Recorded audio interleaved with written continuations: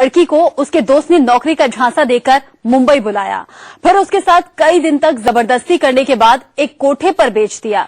लेकिन उस लड़की को जिस्म फरोशी के दलदल से बाहर निकाला एक बरगद के पेड़ ने। कैसे हुआ ये करिश्मा, जानने के लिए देखिए ये रिपोर्ट।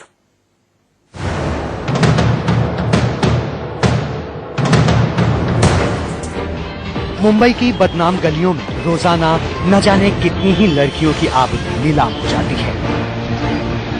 उनकी हर चीज, हर फरियाद उन्हीं कोठों की दरो दीवार से टकरा कर दम तोड़ देती है, पर उनकी मदद के लिए कोई आगे नहीं आता। लेकिन इंसानों की बेदिल बस्ती में अब एक बरगद का पेड़ मजलूमों का मसीहा बनकर सामने आया है। जी हाँ, बिल्कुल ठीक सुना आपने, बरगद का पेड़, जिसकी मदद से एक लड़की जिस्म फरोशी के दलदल से बाहर निकलने में कामयाब रही। मेरे पीछे आप जो बरगद का पेड़ देख रहे हैं और उसके नीचे ठीक एक गाड़ी खड़ी है जिसपे धूल जमा हुआ है। उसने एक लड़की को वेश्यावृत्ति के धंधे से बाहर निकाला है और उसके पीछे कहानी ये है कि इसके ठीक सामने वाली जो इमारत है, इसे बनारस चौल कहते हैं, बदनाम गलियां हैं मुंबई की, और यहाँ पे एक लड़की को जबरन रखा गया था और पिछले 1 महीने से उसके साथ यहाँ पे जबरदस्ती बलात्कार किया जा रहा था। गौर से देखिए, ये वही बरगद का पेड़ है जिसकी चर्चा आज हर कोई कर रहा है। सड़क किनारे खड़े इस पेड़ को देख भला कौन कह सकता है कि ये मुसीबत की मारी किसी मजलूम की मदद कर सकता है। आखिर कैसे हुआ ये करिश्मा?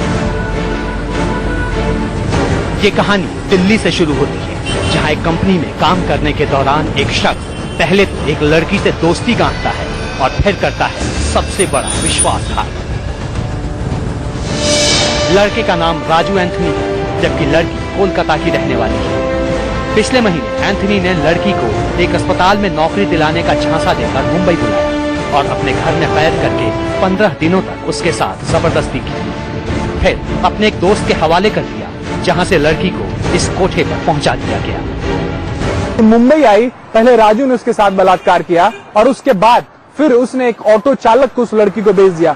ऑटो चालक ने एक तीसरे शख्स को उस लड़की को बेचा, उस शख्स ने उस लड़की के साथ बलात्कार किया और फिर उसे इस बदनाम गली में लाके बेच दिया। इस कोठे पर रोज उस लड़की की असमत की बोली लगती थी और कई दिनों तक ये सिलसिला चलता रहा। निगरानी इतनी सख्त थी कि पीड़ित के पास इस नर्क से निकलने का कोई रास्ता नहीं था। मुश्किल ये थी कि लड़की को ये तक नहीं पता था कि जहां उसे रखा गया है उस जगह का नाम क्या है। ऐसे में उसके काम आया बरगद का ये पेड़। जिस घर में बंद है उस घर की खिड़की से उसको एक ब्लैक कलर की कार दिख रही है, जिसके ऊपर बहुत सारी डस्ट जमा हो गई है।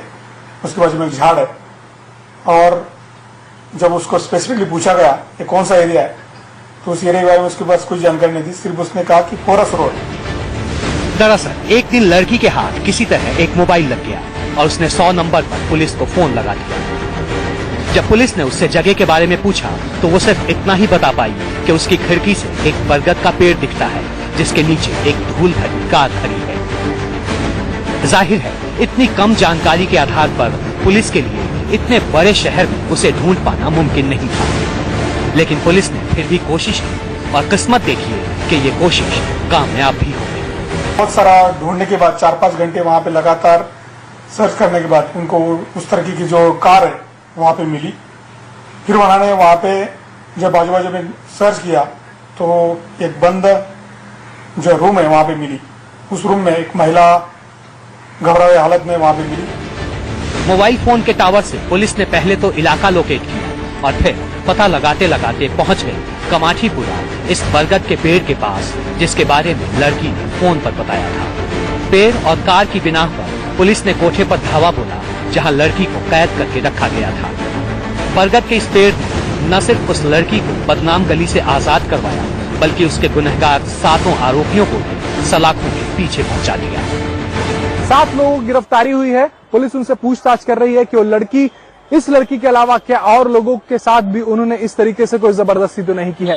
कैमरामैन बाला शेट्टी के साथ राजेश कुमार, इंडिया न्यूज, मुंबई। जहाँ एक इंसान की मदद के लिए तैयार नहीं होता, वहां एक पेड़ की मदद से लड़की इस दलदल से बाहर निकल गई। वाकई इसे करिश्मा ही कहेंगे।